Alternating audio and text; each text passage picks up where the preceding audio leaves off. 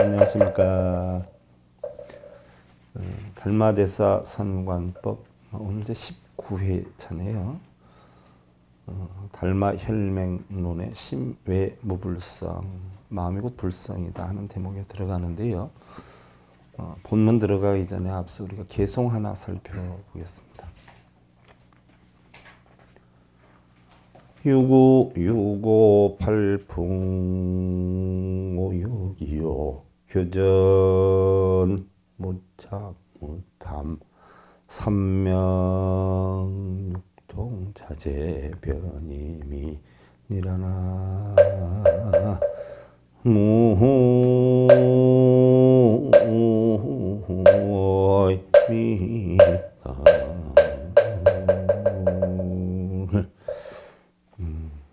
우리가 세상을 살면서 괴로움을 겪는 이유가 어디에 있을까요?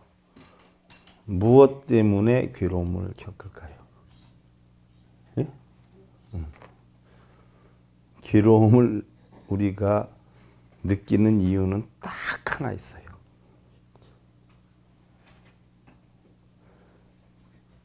구하기 때문에 그래요.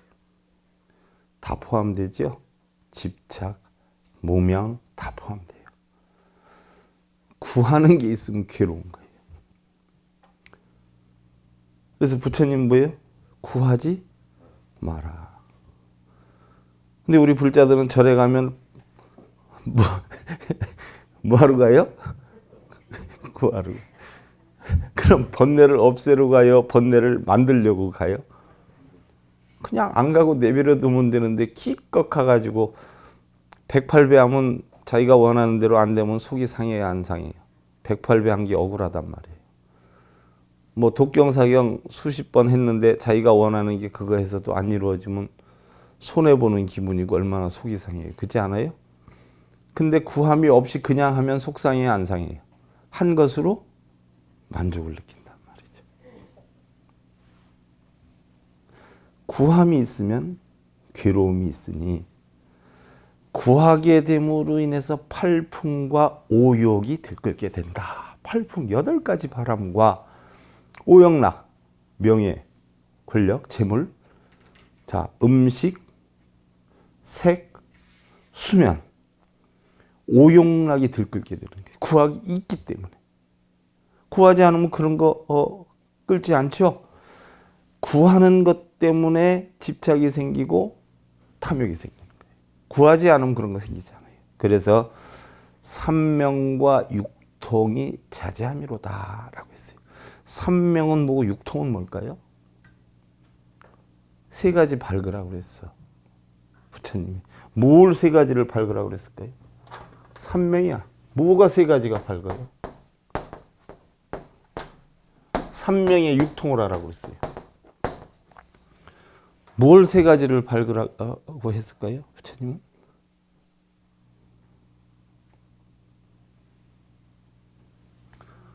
천안, 숙명, 누진, 명.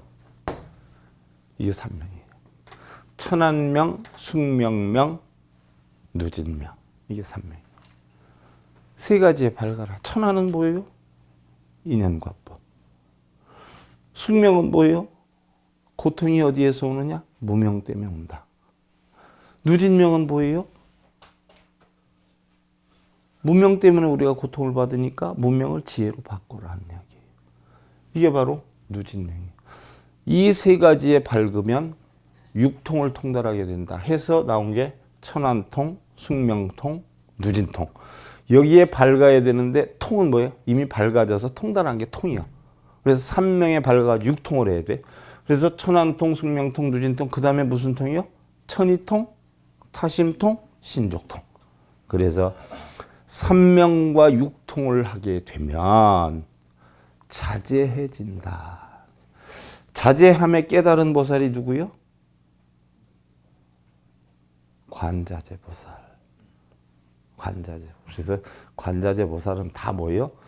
통달을 했다는 이야기예요. 그래서 결국 모든 문제는 집착과 탐욕은 뭐 때문에 생겨요? 구하기 때문에 생긴다. 구하지 말아라는 얘기예요. 여러분들 어느 날 보니까 남편 되시는 분이 흰머리가 희끗희끗해요. 거기에 대해서 여러분들이 신경 써준 일이 있어요? 어느 날 보니까 그전 같지 않아 몸이. 아내가 화장발이 안 받고 퍼석퍼석하고 보니까 손이 쭈글쭈글. 거기에 대해서 거사님들이 신경 써준 적이 있어요? 그런 걸 신경 써줘야지. 왜 맨날 늦게 들어오고 일찍 들어오고 돈을 많이 벌고 적게 벌고 그런 걸 가지고 신경을 쓰냐고. 신경 써줘야 할 부분은 안 써주고. 그러지 않아요? 삼명과 육통이 차지하면 모든 것을 다 내려놓을 수가 있어요. 흰머리 안 늘어나게 단속할 수 없으면 늦게 들어오고 일찍 들어오고 돈 많이 벌고 적게 벌고 관심 두지 말고, 아내의 손이 쭈글쭈글해지고 피부가 노화되는데 그거를 단속할 줄 모르면 아내에 대해서 타박을 하지 않아야 돼. 무슨 얘기인 줄 알겠죠? 그래야 편안해지는 거예요. 달마 혈맹론 41페이지. 심외 무불성이다.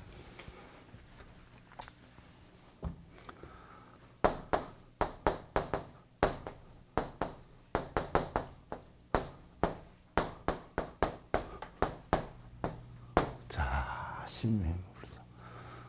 마음 외에는 불성이 없다. 부처가 없다. 바꿔서 얘기하면 불성은 어디에 있다? 마음에 있다. 알고 보니까 불성이 곧 마음이고 마음이 곧 불성이다. 이 얘기예요. 그럼 깨달으려면 어디 가서 찾아야 돼요?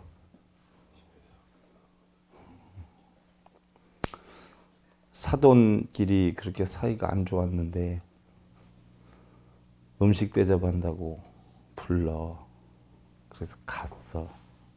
갔더니 고깃국을 끓였는데 사돈한테는 고기 하나도 안 주고 지국 속에는 국만 잔뜩 있는겨. 그래도 사돈인 체면에 말은 하나도 못하고 그냥 먹고 왔어요. 감사하다 그러고. 근데 다음에 얼마를 지났는데 또 식사나 같이 하자고 불러. 이게 갈까 말까 망설이다가 괜히 또 속 좁은 사람 될 것 같아서 할 수 없이 갔어. 가서 보니까 지난번처럼 오늘은 또 다른 고깃국인데 똑같아. 이걸 어떻게 버르장머리를 뜯어고칠까 하고 생각하다가 밥상 앞에서 갑자기 옷을 다 벗는 거예요. 팬티만 입고. 그래서 아니 왜 식사하려고 하는데 옷을 다 벗고 그러느냐고 그랬더니 뭐라 그래요? 국 속에 고기 좀 한번 찾아보러 들어가려고 지금 그런다고.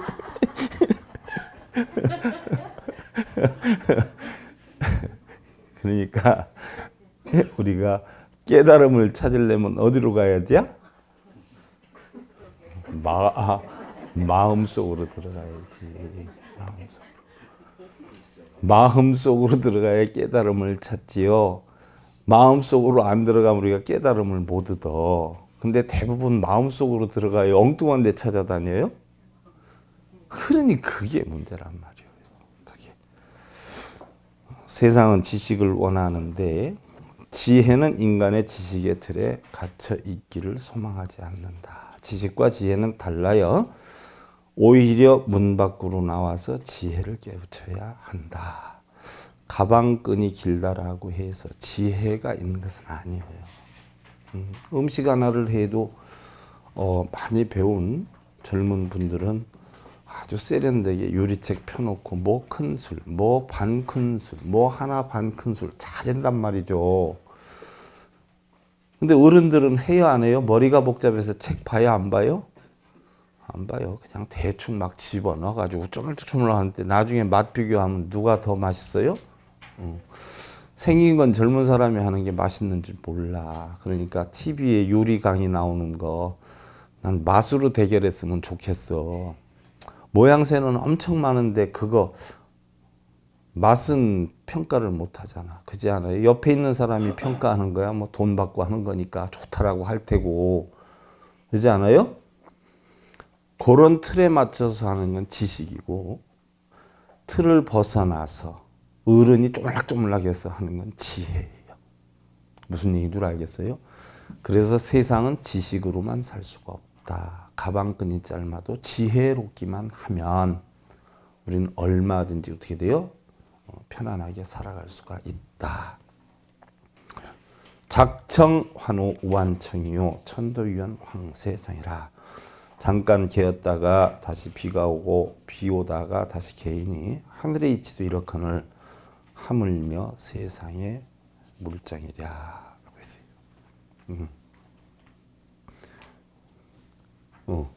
이거 틀리다고 그러죠.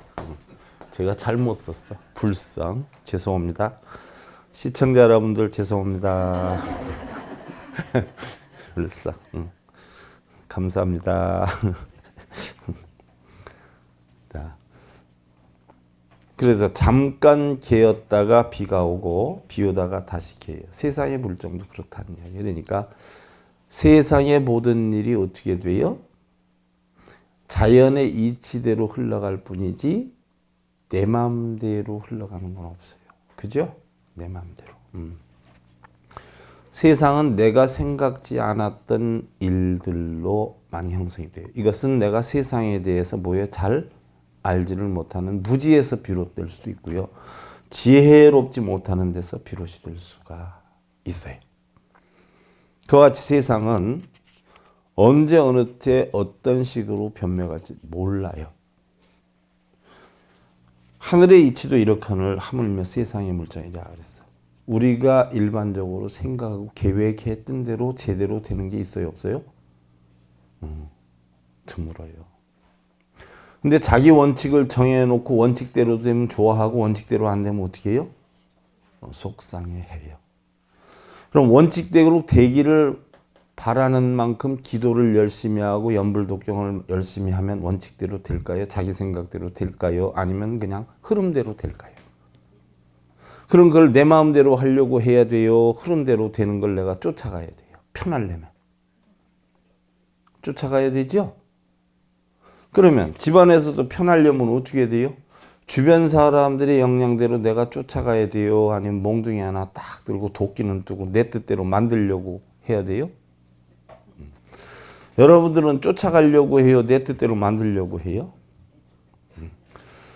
쫓아가려고 하는 그런 이치를 배우면 그게 바로 부처인 것이고, 내 뜻대로 하려고 하는 그런 역량을 마음에 가지고 있으면 중생이라고 그러는 거예요. 그러니까 세상의 모든 것은 예측할 수 없는 대로 흘러가니까 그거를 내가 이해를 하고 납득을 해야 돼. 그러기 위해서 하는 게 우리 수행이에요. 무슨 얘기인 줄 알겠죠? 화계화사 색화관이 영신록수 이 모습이라. 꽃이 피고 꽃이 지는 것 색과 무슨 상관이리요.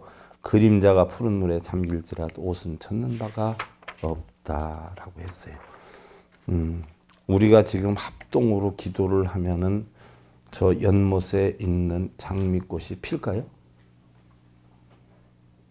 그럼 여름에 한참 장미꽃이 이쁘게 피어 올라가는데 우리가 기도를 해가지고 스탑 해놓으면 피다가 말까요?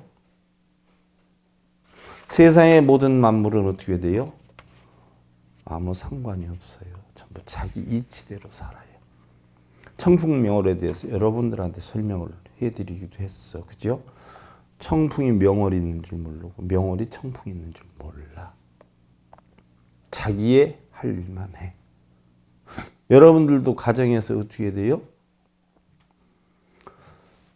신랑이 아내 일에 대해서 모르고 아내가 신랑 일에 대해서 모르고 들고 나가는 데 대해서 청풍명월과 같은 싸움이 있어요, 없어요? 근데 관여를 해서 꼭 싸움이 나지요. 왜 관여를 할까요? 자기 생각하는 게 더 옳고 더 낫다라는 생각을 하기 때문에 관여를 하지요. 그럼 싸움이 나는 건 왜 그럴까요? 상대는 상대 자신이 생각하는 게 오히려 낫다라고 생각하고 옳다라고 생각하기 때문에 싸움이 나는 거예요. 신랑이 옳든 아내가 옳든 둘이 다 긍정적으로 인정을 하면 싸워요, 안 싸워요? 서로 자기가 옳으니까 싸우는 거예요. 그러니까 가정에서도 뭐예요? 어떻게 보면 청풍명월과 같이 살아야 돼. 그게 바로 무슨 삶이냐? 무심의 삶이에요. 무심. 무심이다 하는 것은 자기 할 도리를 다 해주고 상대방한테 바라지 않는 거. 그러지 않아요? 마음속에 여러분들 비 하고 있으면 세상 천지가 비에 젖어요? 눈이 이렇게 오는데 맑음 하고 있으면 눈이 오다가 딱 멈추나요? 그러니까 나의 생각과 세상은 전혀 상관이 있어요, 없어요? 없어요. 바로 그 얘기예요. 꽃이 피고 지는 것 색과 무슨 상관이리요. 그러다 보니까 결국 그림자가 푸른 물에 잠겨도 옷은 젖지 않는다. 아무리 내가 마음속으로 생각을 해도 생각대로 뭐에 되는 건 없어요. 주경 속의 진불동이요. 이 본성에 해당이 돼요. 사실은 본성. 본성이 뭐예요? 중생성에 물들지 않는다는 뜻이거든요. 근본 뜻은. 내 본래 마음은 공한데 중생성이 육근이 육경하고 아무리 부딪혀서 내가 희로애락을 느끼고 좋다 나쁘다 행복하다 불행하다라고 해도 본성은 뭐예요? 여기에 중생성의 작용에 젖어요, 안 젖어요? 안 젖어요. 허공이 구름이 지나갔다라고 해서 구름에 물들지 않잖아요. 그 얘기예요. 그래서 그림자가 푸른 물에 잠기더라도 옷은 젖는 바가 없고 주경 속에 진불도에 취한 무처 득평생이라 대나무 그림자가 섬들을 쓸지만 먼지 한 점 잃지 않네. 어디에서나 기쁨을 얻을 수 있다면 이것이 평생사 만족이로다 라고 해 있어요. 자, 어떤 교수님, 불교학과 교수님하고 제가 실갱이를 조금 했어요. 그 전에. 우리 불교는 열반과 뭐예요? 깨달음이다. 해탈이다. 열반과 해탈이 주된 목적이다. 그런 말씀 하시더구만. 열반과 해탈. 자, 우리 불교가 열반과 해탈이 중심인가요? 자, 본성에다가 번뇌가 있어요. 탐진치가 있고 걱정내심 번뇌가 있어요. 그럼 번뇌를 없애고 해탈 열반을 담아 놓으면 이게 깨달음일까요? 해탈에 대한 깨달음, 열반에 대한 깨달음일까요? 그럼 깨달음은 뭘까요? 우리 깨달음은?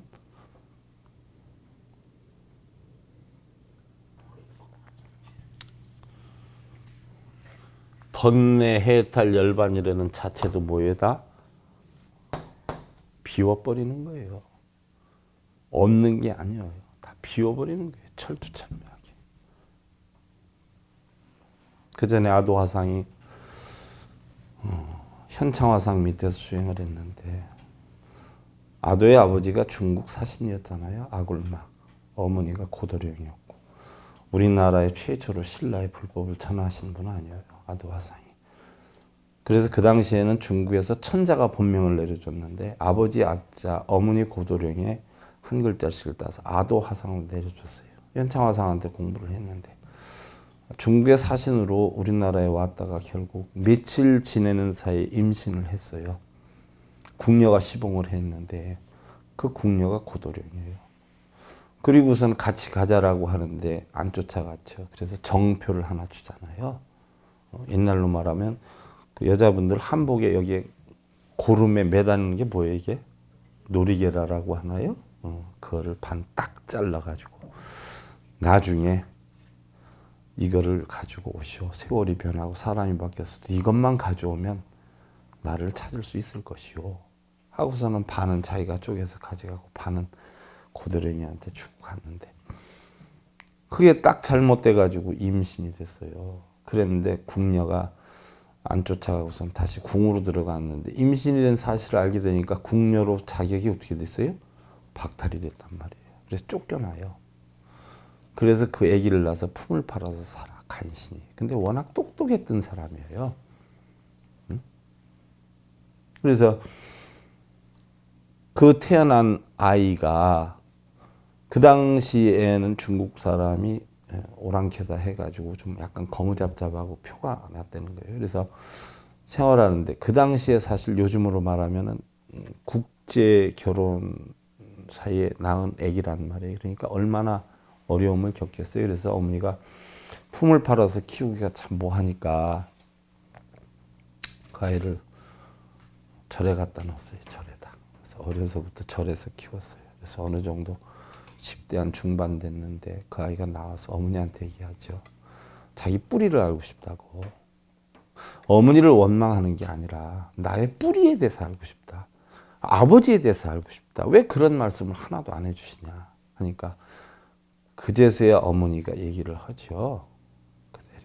그대로 얘기를 해요. 그러면서 놀이개를 주어요. 아버지를 찾아가 봐라. 그때의 그 아버지가 중국에서 뭘 하고 있었냐 하면 당상관을 했어요. 지금으로 말하면 국무총리예요. 그래서 중국에 가서 아굴마를 찾으러 왔다니까 아굴마 하면 총리니까 어느 누구든지 다 알죠. 그러니까 정중하게 모셔서 아굴마한테 데려다 줬더니 혹시 고도령이라고 하는 분을 아십니까? 알지 한단 말이에요. 제가 고도령의 자식입니다 하면서 놀이개를 보여주니까 깜짝 놀라요. 그럼 누구 자식이에요? 아굴마 자기 자식이란 말이죠. 근데 그 아굴마에게는 딸이 셋이 있어요. 딸이 셋이 있었는데 얼마나 좋아요. 자기 아들이 생겼으니까 자기 대를 이으려고 나랑 같이 살자. 어머니 모시고 와서 살자. 이 아이는 벌써 뭐예요? 절에 가서 공부를 했기 때문에 세상의 어떤 그런 이치에 대해서는 취미가 없는 거예요. 그래서 아닙니다. 저 출가를 하겠습니다.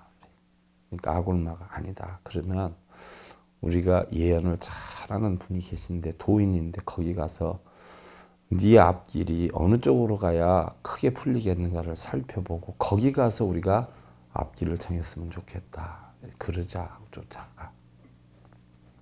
그 도인이 이야기를 하기를 아들의 뜻에 따르도록 하십시오. 그게 제일 나을 것 같습니다. 라고 해요. 그 아들이 뭐예요? 자기는 승려 생활을 하겠다는 거예요. 그래서 그걸 막지는 못하고 할 수 없이 아굴마가 그 아들을 데리고 천자한테 가서 자초지종을 얘기를 해요. 그러니까 천자가 참 아까운 인물이다.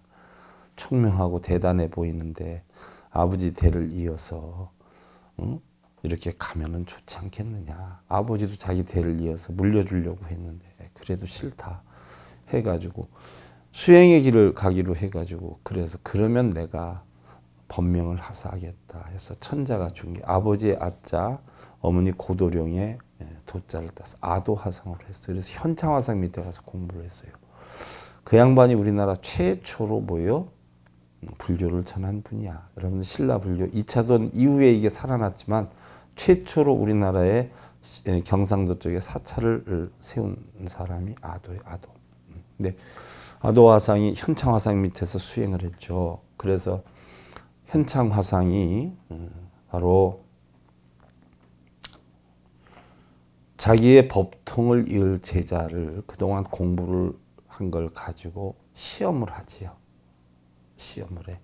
시험을 하는데 거기에서 무슨 시험을 하느냐. 언젠가도 얘기했을 거예요. 이 주장자를 내 주장자를 자르지도 말고 태우지도 말고 만지지도 말고 작게 줄여보거라. 화두를 줬어. 어떻게 하면 될까요?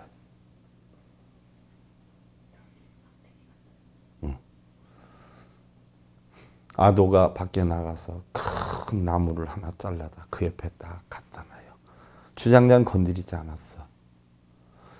큰 나무를 갖다 놓으니까 주장자가 어떻게 됐어요? 상대적으로 작게 됐어요. 또 밖에서 뻐꾸기 소리가 한참 나고 있어요. 그때 현창화상이 화두를 줘요. 저 뻐꾸기 소리를 없애보거라. 라고 하니까 아도가 스님한테 합장반배를 따가더니 동료들한테 나하고 같이 반야심경 하나 우리 독경 좀 하십시다 해가지고 반야심경을 막 쳐. 뻐꾸기 소리가 있어요 없어요? 없어져 버렸어요.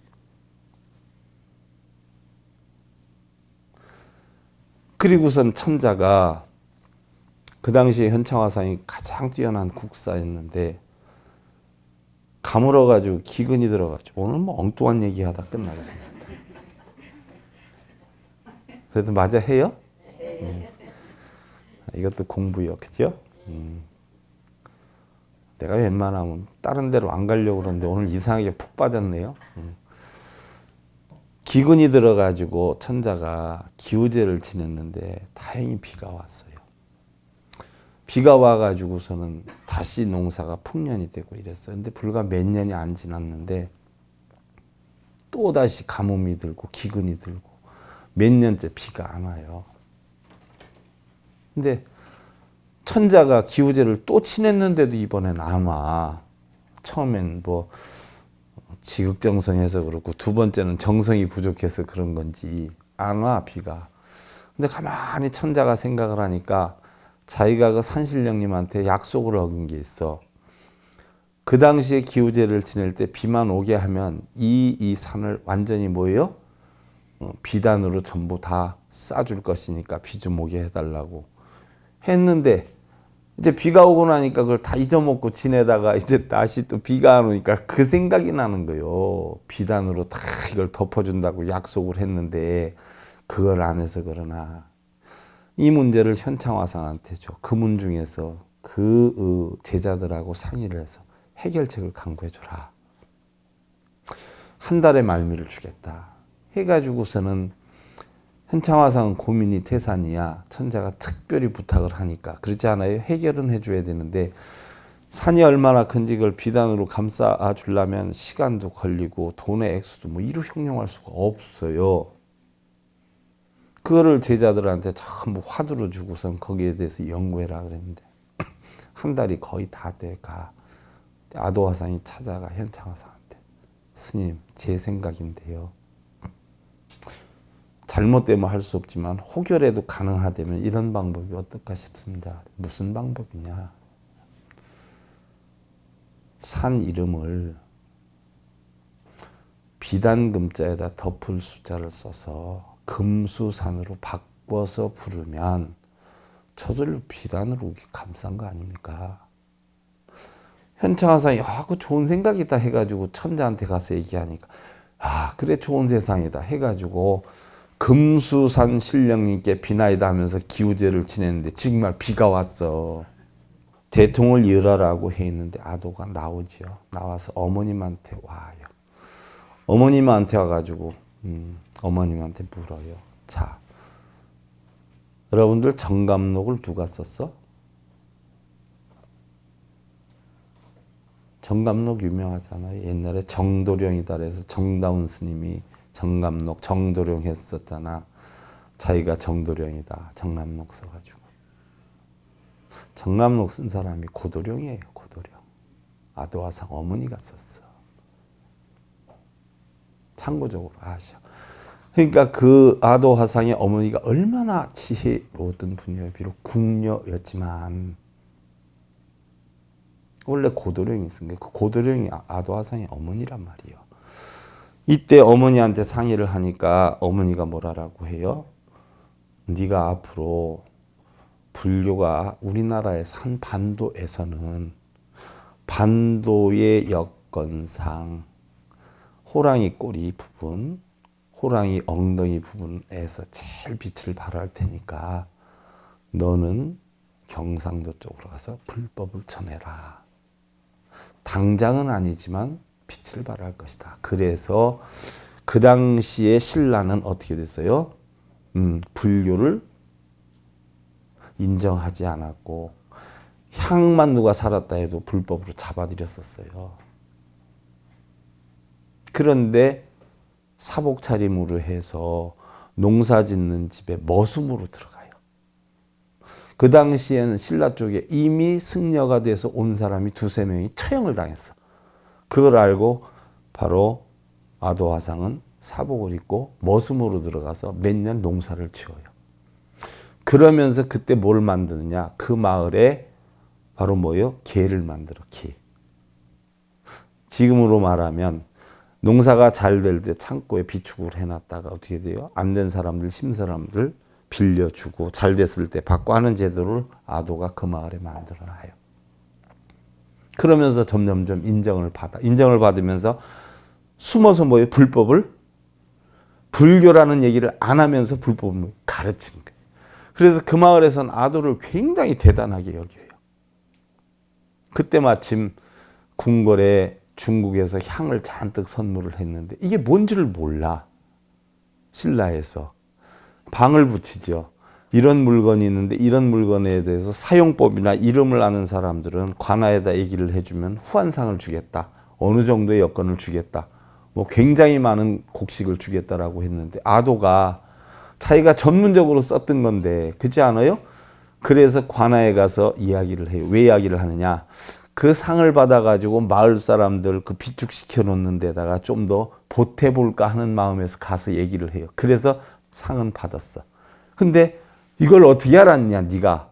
해서 추적하다 보니까 뭐예요? 승려였다는 것이 뭐예요? 승려라고 하는 것이 발각이. 그래서 잡혀 들어가요.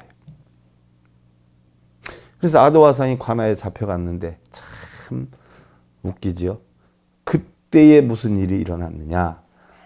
왕의 딸인 공주가 병에 걸려요. 근데 관무가 와서 아무리 해도 고치질 못해. 지금 생각해 보면 우리가 학문적으로 보면 이상한 이름 없는 병이라 그러는데 요즘으로 말하면 신병 같은 거예요. 신병. 그게 애 나서 아도가 잡혀 있어요. 이제 3일 후면 처형을 당해. 그땐 다 사형시켰으니까 승려들은. 3일 남았어. 2판 4판 합의 6판이잖아. 그 공주병은 내가 얼마든지 고칠 수 있는 병이다. 아무것도 아니다 라고 얘기를 해요. 아도가. 그러니까 포졸이 어떻게 돼요?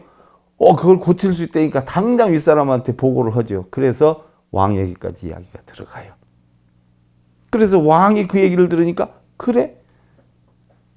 자, 끌어다가 어떻게 하면 되겠는지 해달라는 대로 다 시켜라. 그래서 공주병만 낳게 해라. 만약에 공주병을 못 낳게 하면 사형에 처하라. 그러니까 아도가 뭐라 그래?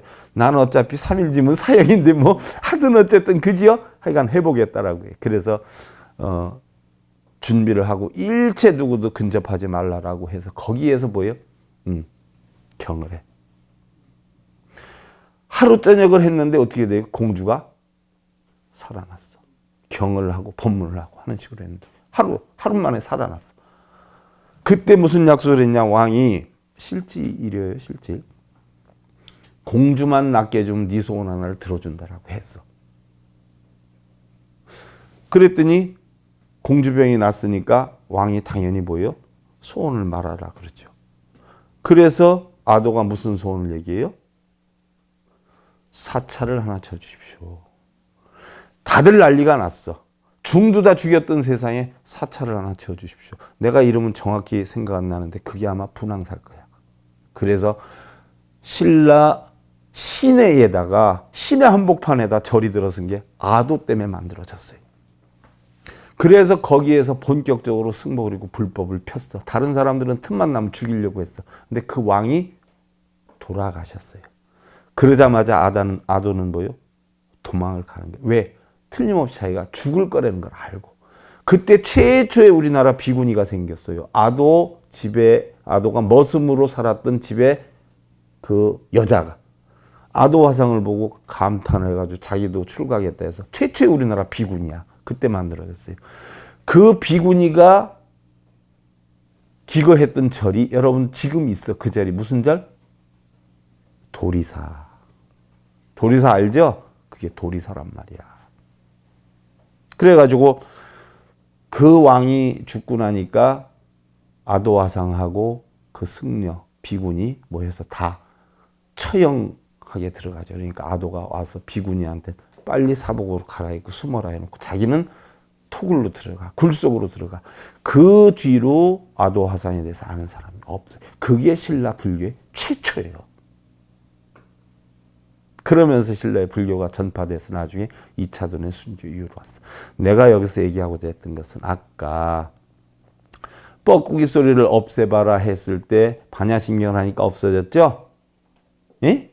바로 그거야. 우리가 걱정, 근심, 번뇌가 아무리 있다라고 해도 어떻게 돼요? 딴 곳에 신경을 쓰면 그 걱정, 근심, 번뇌가 없어져. 이게 바로 어디에서나 기쁨을 얻을 수 있다면 이것이 평생사 만족이로 열반이로.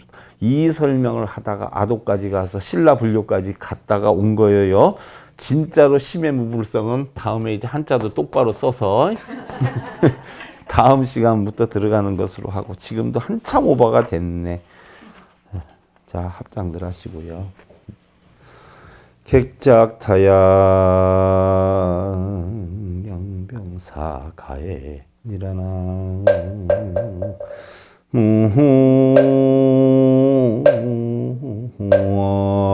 미타.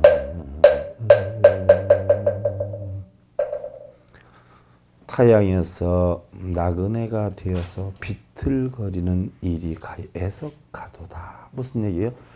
여기가 고향이야. 타양에서 비틀거리는 건 뭐예요? 육근이 육경을 부딪혀가지고 뭐예요? 맨날 걱정, 근심, 번뇌, 탐진치에 빠져서 좋았다, 싫었다, 행복했다, 불행했다. 그게 전부 뭐예요? 본래 고향집을 못 오고 나그네 되어가지고 맨날 비틀거리고 다는 일이 애석하기만 하구나 하는 이야기예요. 중생 벗어나세요. 부처 되셔야 돼. 아니 이미 부처가 되었어. 중생이라는 생각만 뭐예요? 안 하면 죄. 여러분들 부처님 되시고요. 달마대사 선관법 제19회차 서일공였습니다. 감사드립니다. 성불하십시오.